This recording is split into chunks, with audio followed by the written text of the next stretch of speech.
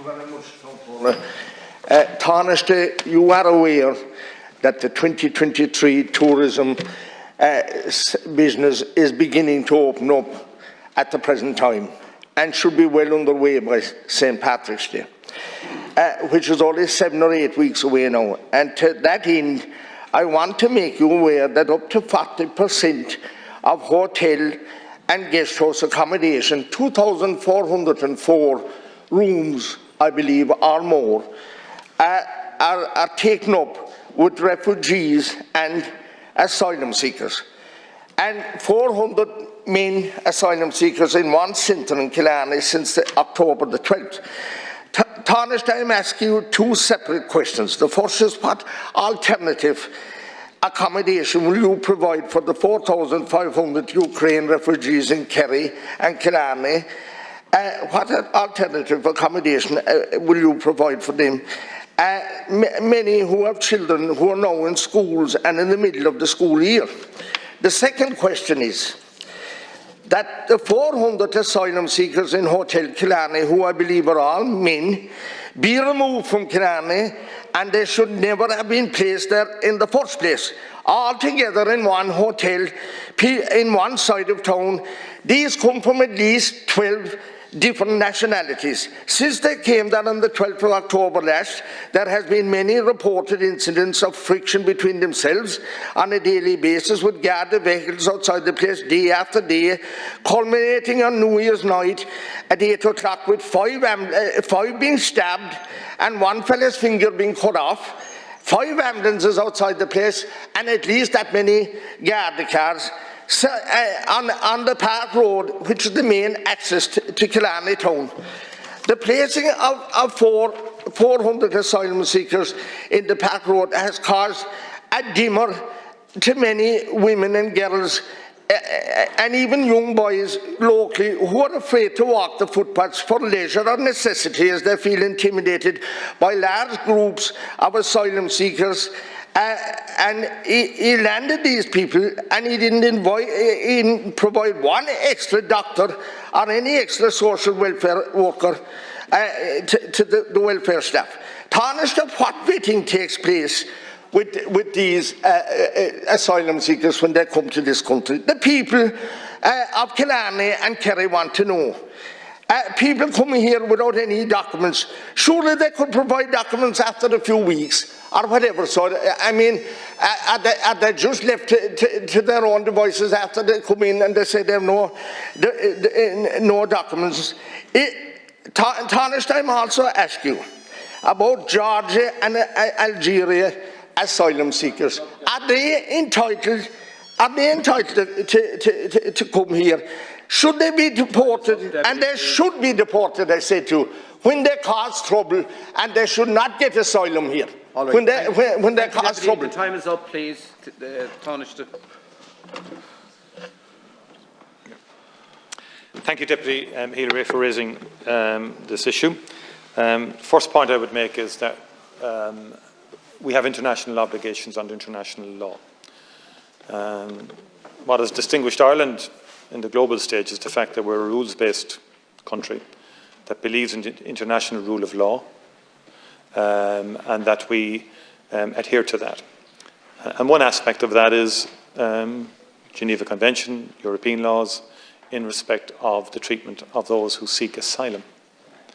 So there's a legal obligation on us in respect of people fleeing war, or fleeing starvation, or fleeing political oppression, to hear their case through the asylum process. So when someone arrives into the country, and in many cases without documentation, or they don't have documentation on them when they present, they seek asylum. And then the legislative process that this House has provided, or legislated for, kicks in, and that application is then assessed. Now, the numbers seeking asylum this year has dramatically increased over previous years. I think we're close to 14,000 to 15,000 would have sought asylum. That is separate now from those who are fleeing war from Ukraine, where we've about 75,000 people have come into the country from Ukraine fleeing war. And we can all see the devastation in Ukraine that has caused that massive migration of millions and millions of people from Ukraine, the bombing of civilian infrastructure, the terrible murders of the innocents in Ukraine. In terms of the asylum-seeking process, we are legally obliged under international law to give people a fair hearing in respect of their seeking asylum. That's creating a lot of pressure on accommodation. The combination of the war on Ukraine, allied to climate change, conflict in other parts of the world, is causing enormous pressures on our asylum process. Unprecedented in terms of scale. If you take 15,000 seeking asylum under the asylum legislation, combine that with 75,000 Ukrainians, and then one can see already that the pressures on our accommodation system are going to be immense, and I think our public servants have worked extremely hard to try and absorb and accommodate the very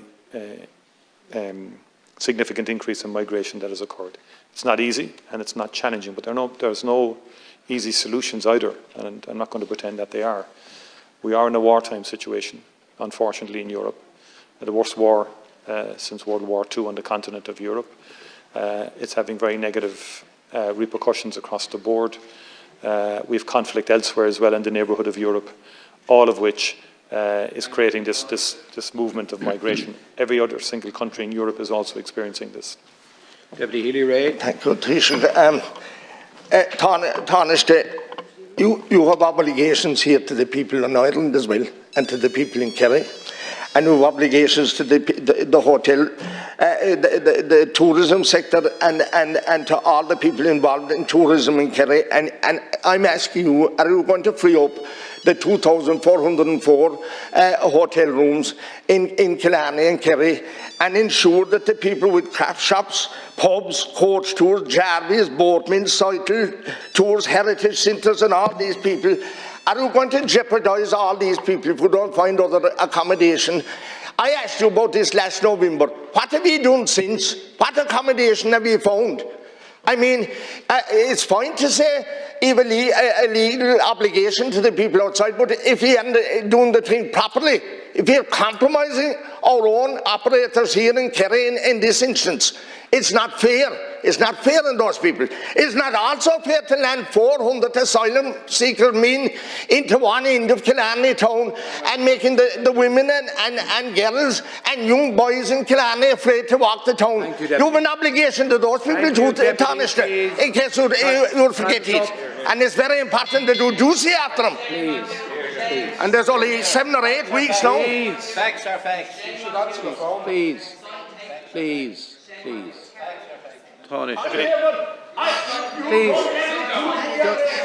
Wait now, please. Deputies. Deputy Healy-Rae, please. Deputy Healy-Rae, will you sit down, please? Please. Can you please? I won't take good rubbish at all. No, we don't. Please, can we hear the Taoiseach, please, now? Come on.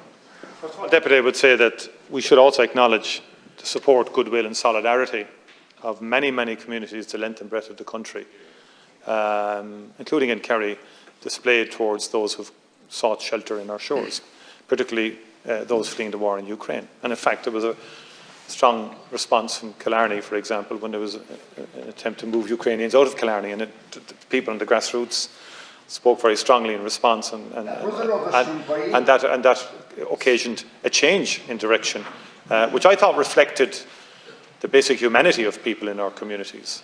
And I understand the challenges, and government does as well.